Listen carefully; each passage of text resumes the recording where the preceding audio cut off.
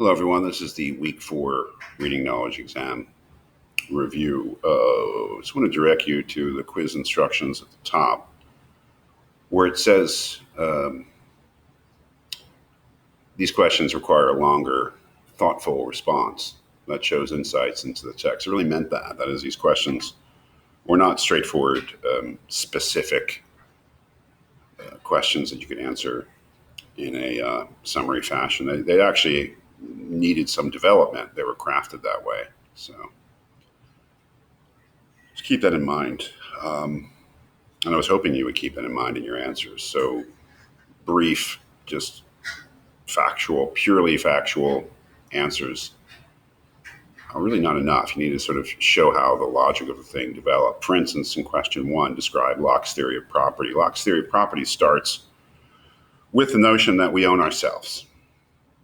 That is, that each individual can be thought of as being in a relationship, strangely enough, with him or herself, and that relationship is of ownership. And what's important there is the idea that ownership is exclusive.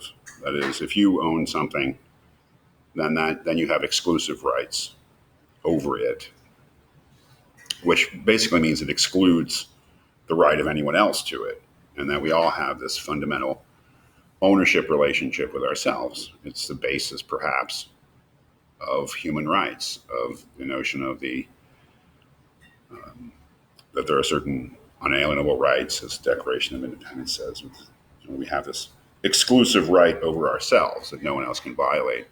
And that's the basic principle of the thing. Because if we own ourselves, Locke says, we also own what he calls the work of our hands, our labor. And that's the key thing, right? So we own ourselves. We also own our labor, what we do, our activities.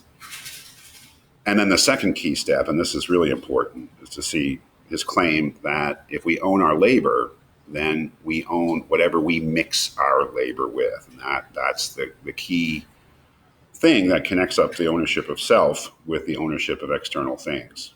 This metaphor of mixing our labor with something.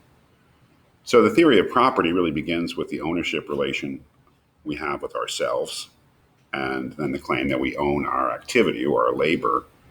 And then this idea that we then own whatever we mix our labor with, because the idea is if we own our labor and our labor is in something else, then we own that thing too.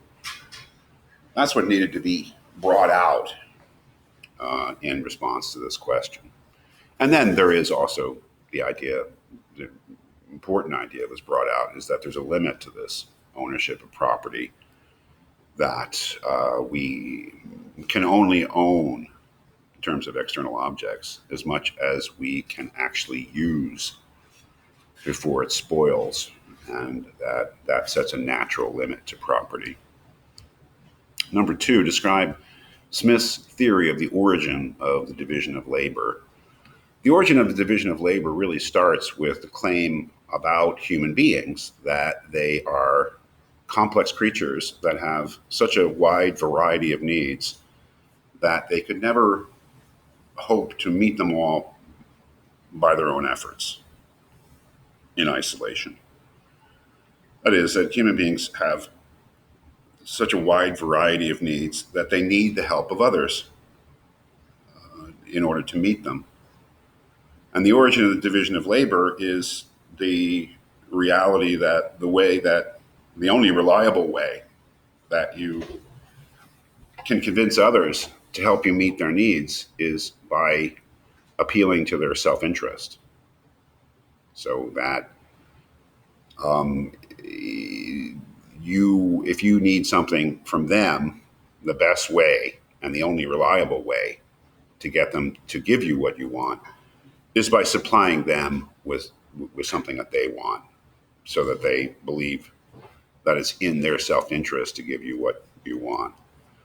This leads to the division of labor. That is, people realize that if they have surplus goods to trade with others, that's a much more reliable way of meeting their own needs than trying to work to meet those needs themselves. And this is what results in people specializing in labor, making one thing or providing one service which would make no sense if they lived in isolation. They make that good exclusively or provide that service exclusively by means for the means of trade. So that's really the origin of the division of labor, is the complexity and extent of human needs and the realization that the best way to meet those needs is through trade, and the best way to have something to trade is to specialize. That is, to occupy some niche in the division of labor.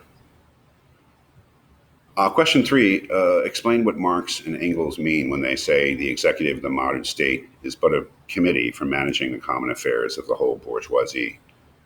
Then evaluate the claim as it applies to our society. Is it true? Was it ever true? Why or why not?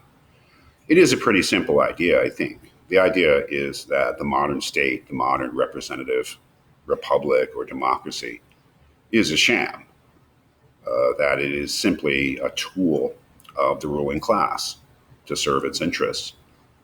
That ruling class, in Marx and Engels' minds, in modern capitalist society, being the bourgeoisie.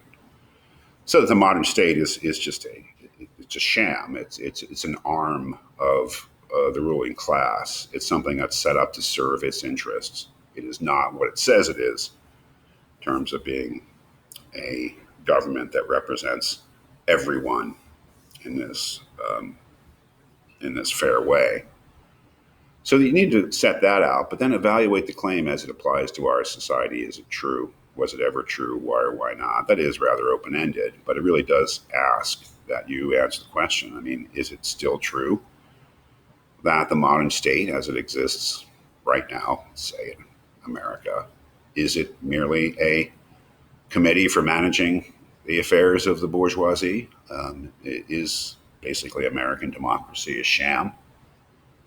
I guess I wanted to know your answer about that. So there was no right answer here, obviously, but it did require that you do something to argue one way or another. That's something to keep in mind. When there's an open-ended question to which there is no one right answer, it still requires that you make some sort of case, right? You should keep that in mind for essay questions.